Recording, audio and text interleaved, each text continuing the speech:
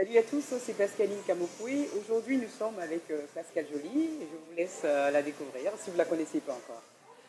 Oui, bonjour Pascaline, Bonjour, Pascal. ravie d'être avec toi aujourd'hui. Et donc, je voudrais faire passer un petit message très important. Alors, avant tout, je vais déjà vous parler un peu de mon parcours. Je suis entrepreneur, mais avant tout ça, j'étais autodidacte. J'ai un parcours très atypique. J'ai quitté l'école très jeune.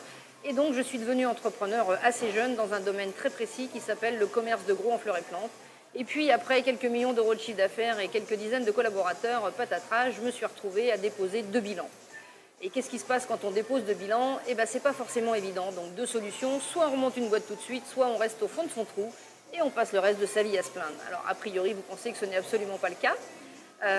Alors, ce qui est important, c'est qu'aujourd'hui, moi, je suis fondatrice du réseau Coach d'affaires, auteur de la collection de livres à succès Tu te lèves et tu décides. Et mon métier est d'accompagner aujourd'hui les chefs d'entreprise, ne pas rester de simples techniciens ou opérationnels dans leur business, et leur apprendre à travailler de plus en plus sur leurs entreprises et de moins en moins dans leurs entreprises. Pourquoi je vous dis ça? Parce que une des premières erreurs qu'il ne faut surtout pas faire quand on est chef d'entreprise, c'est surtout de savoir pour quelles raisons vous montez votre boîte.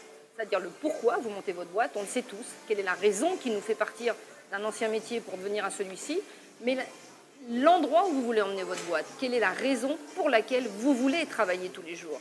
Donc il va falloir déterminer une vision à moyen ou à long terme. Et puis de cette vision, qui doit être inspirante, qui doit être fédératrice, vous allez devoir y décliner des objectifs à 5 ans, à 3 ans, à 1 an, travailler avec des objectifs SMART et un plan d'action.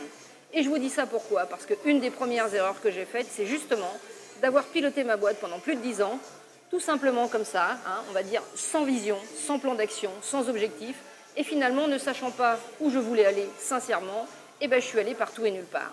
Donc voilà, un des premiers conseils, surtout une vision, des objectifs, 5 ans, 3 ans, 1 an, et des plans d'action. Je vous souhaite bon courage parce qu'il y a du boulot. À bientôt!